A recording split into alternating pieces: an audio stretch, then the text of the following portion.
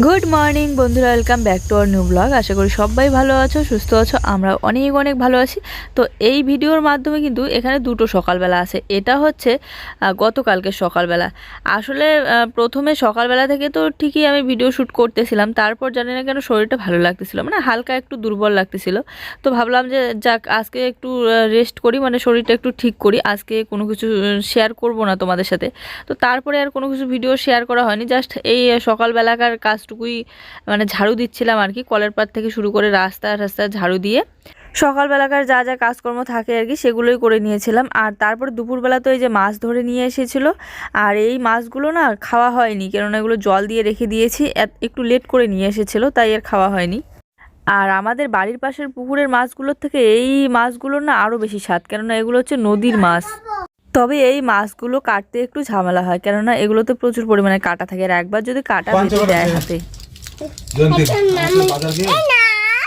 এটা কি? Coin chocolate. তো যাই হোক, গতকালকে দিনটা তো এভাবেই কেটে গেল। তারপর দিন সকালবেলা,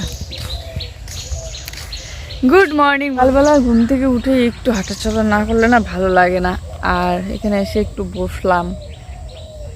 চলো দেখতে থাকো ভিডিওটা প্রথম থেকে শেষ পর্যন্ত। এখনো পর্যন্ত আমার কিন্তু ব্রাশও করা হয়নি, ঘুম থেকে উঠেই সোজা এদিকে।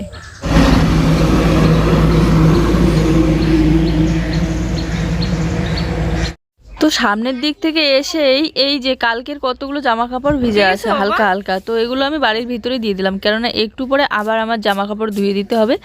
টেবিল কভার টভার সব আজকে ধুয়ে দেবো, তো ওগুলো ধুয়ে একদম পিছনের দিকে দিয়ে আসবো, তাই এগুলো আমি বাড়ির ভিতরেই দিয়ে দিলাম, নাহলে টারে জায়গা হবে না। আর এই যে আমাদের দেওয়াল ঘড়িটা হচ্ছে পড়ে হাত থেকে পড়ে ভেঙে গিয়েছিল, তো কাঁচটা না খুলে গিয়েছে, আর বাকি কয়েকটা পাথর উঠে গিয়েছে সাইডে সাইডে। তো ঘড়িটা অনেক দিন ধরেই নিচে ছিল, আমি আজকে একটু ভালো করে ধুয়ে পরিষ্কার করে নিলাম।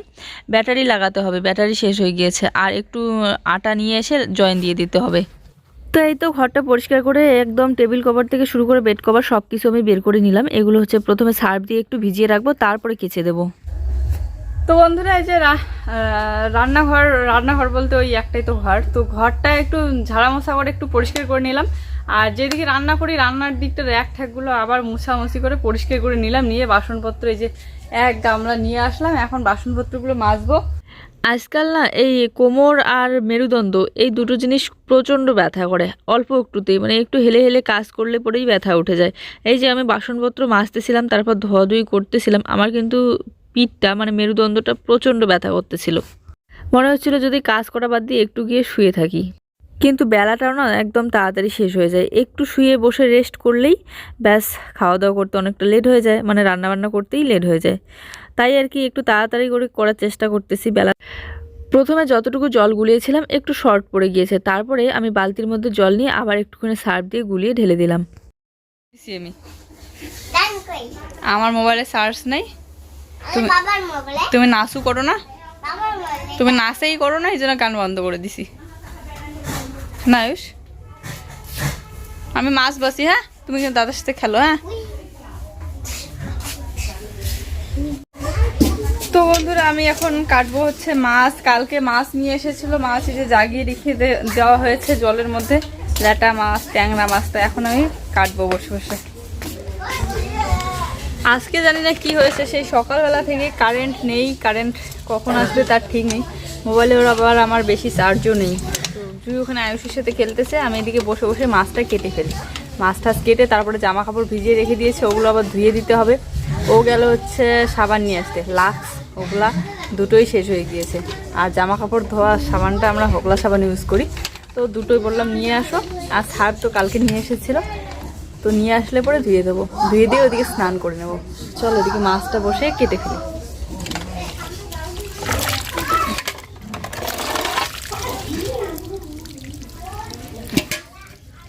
এগুলো সব হাত দিয়ে ধরছে।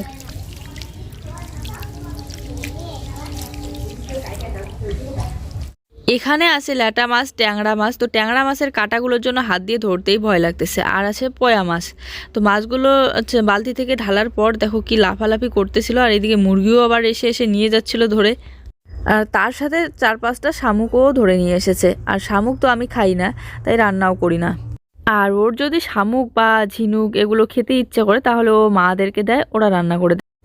তো এই যে মাছগুলো আমি একদম কেটে ধুয়ে নিয়ে আসলাম।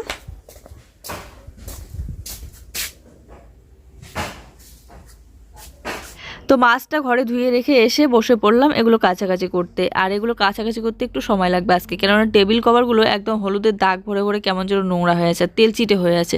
তো ওগুলো ভালো করে ব্রাশ করে করে ঘষে ধুয়ে দিয়েছিলাম আমি। আর কালকে হচ্ছে কলের পাড়টা ঝাড়ু দিয়ে পরিষ্কার করেছিলাম, তবে আজকে আর পরিষ্কার করার ক্ষমতা পাচ্ছি না, কেননা কোমরটা আমার ব্যথা করতেছিল। তো ওইদিকে আবার আমি এদিকে কাজ করতেছি দেখে জুয়ের পাপা ওইদিকে ভাত বসিয়ে দিয়েছে, তারপর মাছটা ভাজা করেছে, মাছ দিয়ে বেগুনের সবজি বানিয়েছে।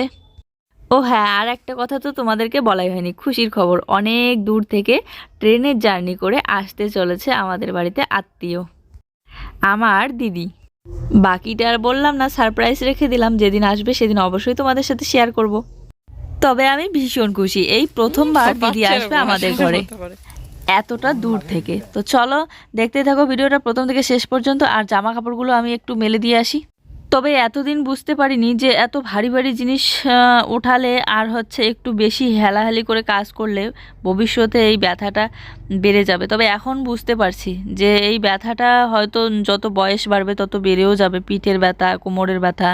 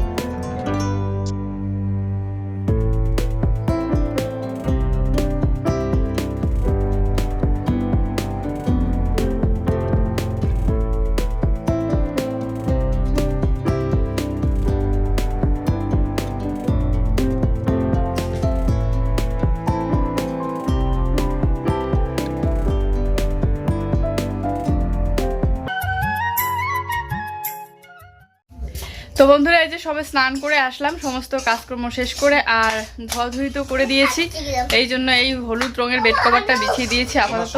কি আর বলবো, কোমরটা এত ব্যথা করে একদমে কাজ করলে, মানে আর না ধুলেও হয় না, এগুলো নোংরা হয়ে আছে অনেকটা।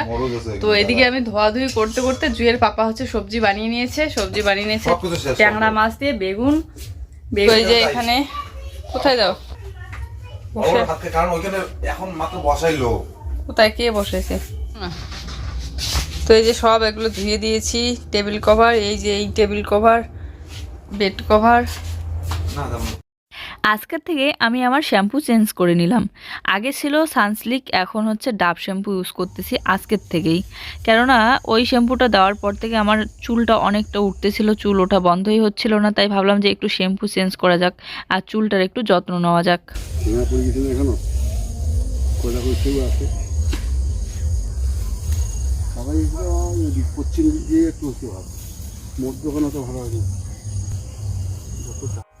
বেলাটা ডুবেই যাচ্ছে তাড়াতাড়ি।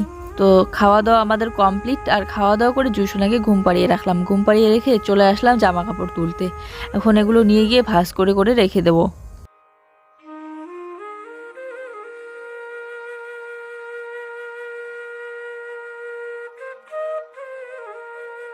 তো সবার প্রথমে টেবিল কভারগুলোই বিছিয়ে নিই। টেবিল কভারগুলো না বিছানো থাকলে কেমন যেন ফাঁকা ফাঁকা লাগে ঘরটা, আর দেখতেও ভালো লাগে না।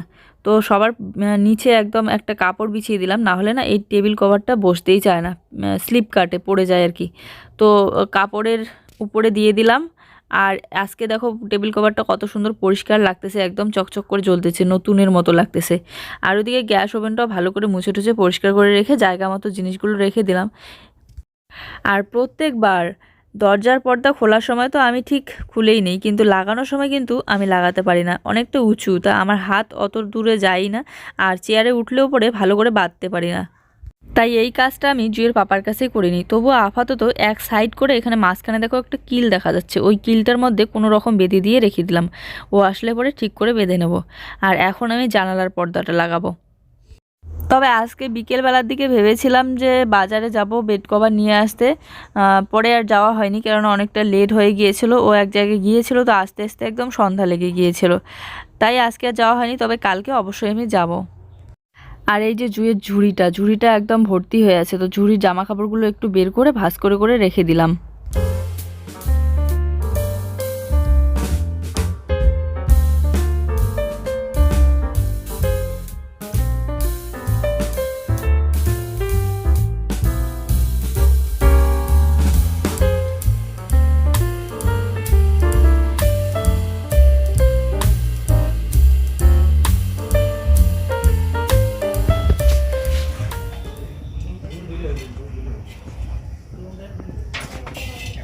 তুমি এগুলো দিল্লি থেকে আনছিলে না?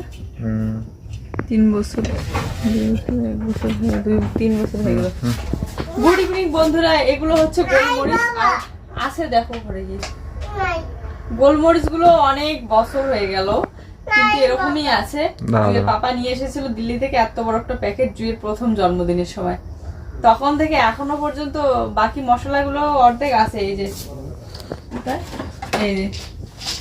অর্ধেক বলে আছে, হ্যাঁ অর্ধেক না, আরো অনেকগুলো ছিল। জুয়ের জন্মদিনে ওই মশলাগুলো দিয়ে হয়েছিল, প্রথম জন্মদিনে, দ্বিতীয় জন্মদিনে ওগুলো ইউজ করা হয়েছিল। এই যে তৃতীয় জন্মদিনে আসতে চললে গোলমরিচ দেখো এখনো ওরকমই আছে।